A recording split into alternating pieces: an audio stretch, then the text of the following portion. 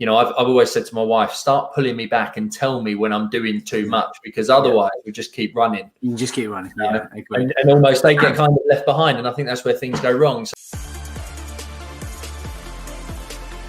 when I was younger, my parents grew up. I'm the youngest of four. So my sister's 12 years older and my brother and sister, my two brothers are 18 years older, roughly. Right. But in that same instance, when I was 6 years old, we moved from Yorkshire to Essex in the house that my parents are now in.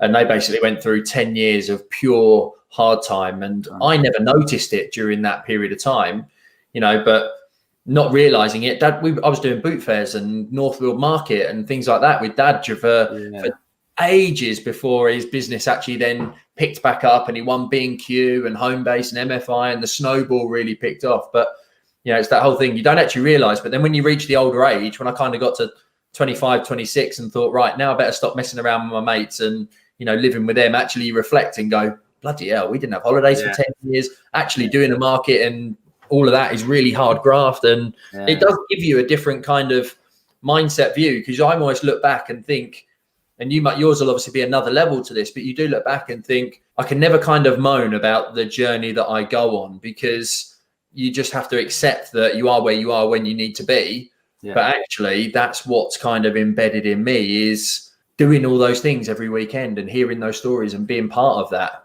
which no doubt has rubbed off on you. As you say, it's become part of your DNA almost. Yeah, no, you're spot on. You're spot on. And you're right. We don't appreciate those kids. And, you always hear your mum and your dad say, you'll know when you're older, you'll understand. We've all heard that before. And you do. I'm saying it to my own children, and I can see the same look that they're having at me. I had it with my parents as well. But you do, and that's the circle of life. We only get one shot of it here, and I am quite a deep person when it comes to things like that, and I reflect on things, and we've got to make the most of our lives. We're a small speck in the universe. The universe is, what is it, 14 billion years old. If we're lucky, we'll make 100 years. That's just a small speck in the massive timeline that is called, the life of the universe, and we got to make the most of what we do.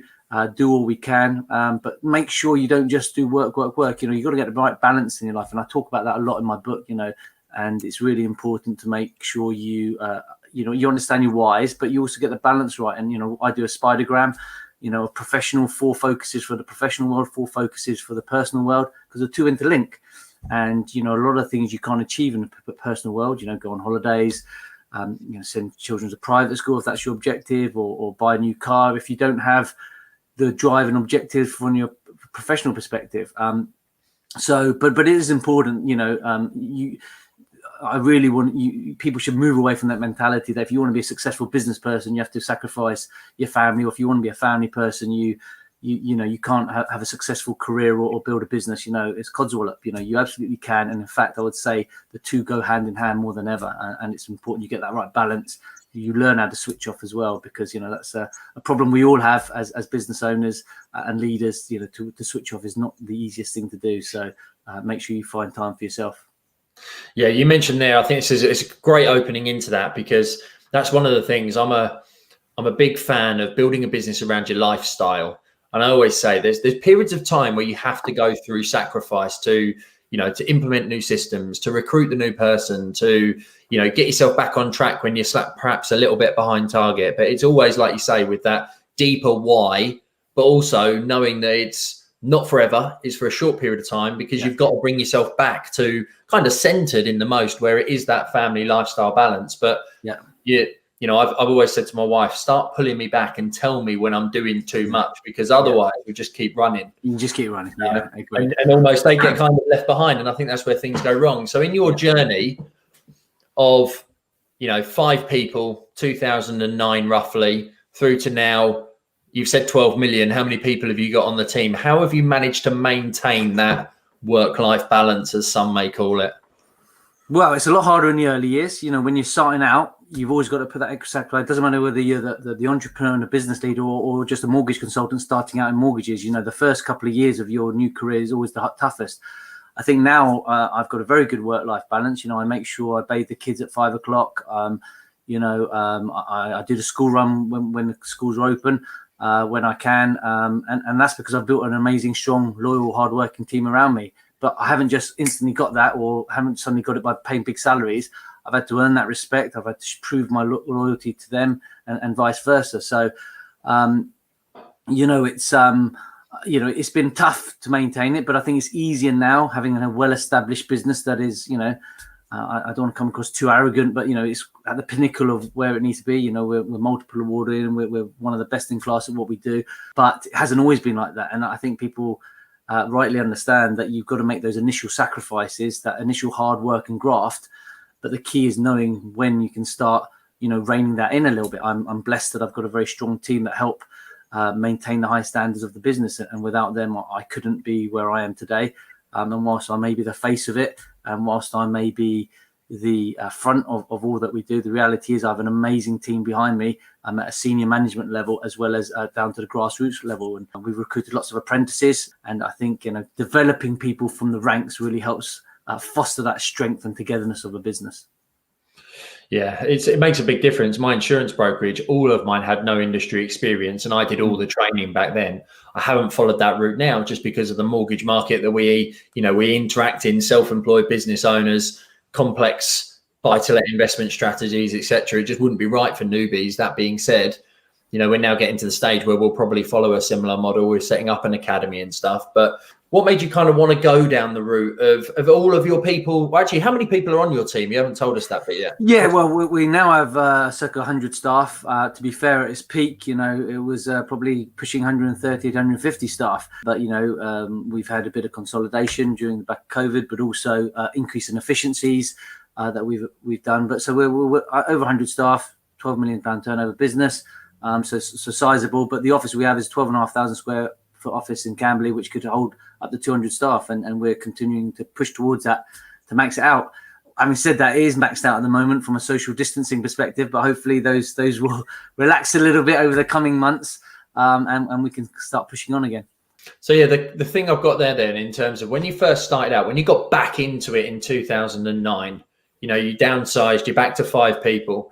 Did you start with the end in mind? Have you always kind of knew that you would go to a £12 million business, 100 people, now wanting to push on to 12? Did you always have that vision and that goal in the journey that you've gone on?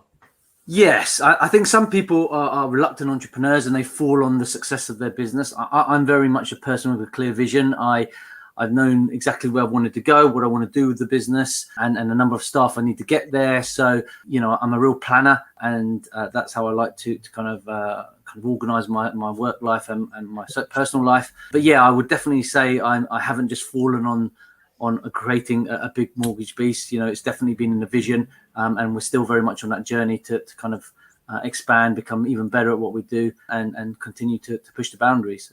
So yeah, but everyone's different. I know many people equally, if not more successful than me, that have kind of fallen on it, and everyone is different. And I think the key thing is, doesn't matter which way you've done it, the one big thing we all have in common is when the opportunity arises, you grasp that opportunity. You firstly learn how to identify that opportunity, and then you grasp that opportunity, whether it's by planning or whether it's by luck. The one thing that's in common, we take the opportunity when it arises.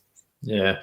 And I'm a massive planner like you are. I love a spreadsheet. I like mapping out the numbers and all that kind of jazz. And you mentioned there, which is kind of, dear to my heart, in the sense of, you said you mapped out what you wanted the business to look like. And I presume there was a financial angle to that in terms of what you wanted it to pay you. And then you knew how many staff that you needed in order to be able to achieve that number. Would that be a fair assumption? Yeah, I think, most entrepreneurs, and I think there's a slight difference between a self-employed and an entrepreneur sometimes. Self-employed could be just doing it for lifestyle, like you've mentioned, that they want to be able to just work 3 or 4 hours a day, walk the dog, and get that balance right. That was never what I intended to do. I wanted to build a business which, I could, get a large investor to invest in. The dream of IPOing on a stock exchange, of course, is still there and would be there for most investors. And when you set up a business, you have that exit strategy at some stage where, you can put your feet up and say, yeah, I've done something pretty special with that. And yes, so I, I have had that goal in mind. And that continues to be there, far from being the complete finished article yet, but we're constantly striving towards those goals. So yeah, nice. That's really good. It's nice to hear as well, because it's just having that end in mind, as you say. It gives you a goal to work towards. And a coaching session I had very recently with somebody, the question that they asked was, you know, when is the business finished in your mind? And it actually got me really thinking in terms of actually, because it's finished in your mind. It might not be finished in the eyes of everybody else who's in it, but you know, when do you kind of say enough is enough? And I was like, oh, okay, yeah, it's not bad. It's a really good question. And to be fair, enough is enough changes at lots of times. A lot of that's financial. You know, some people say, well, you know, enough is enough. If my business becomes worth £1 million, then great. You know, that's me. I'm not a greedy person. Others will say 10 million. But every business has a potential to be the next unicorn and be worth $1 billion. But how far do you want to take it? Yeah. You know, so I think everyone has different thresholds, and I think those thresholds change at different times. You know, 5 years ago when I was 40, I said, you know, if the time is right, you know, I'm quite happy to put my boots up at 45. But I'm 45 now, thinking I've still got so much more to give. You know, exactly. So you give another 5 years. So it's got to be, but you need to know when to call stop. Especially if there's lots of sacrifices you're making, because, you know, you only live once, and you don't want to keep making those sacrifices. You know, and I'm talking about, you know, spending time with your family and that type of thing. But if you've got a good work-life balance, you enjoy your job, you know, why don't you, and why wouldn't you want to keep continuing? And, you know, it's very difficult to say when is that exit, because, you know, we don't always know what a business might be worth, or whether someone wants to buy a business for that amount, or whether you want to hand over the reins to your son or daughter. So, you know, it comes, you know, whilst you've got a plan and you've got a rough guidance, you must be willing to have some deviance to that, and to adjust it as your life adjusts. Yeah.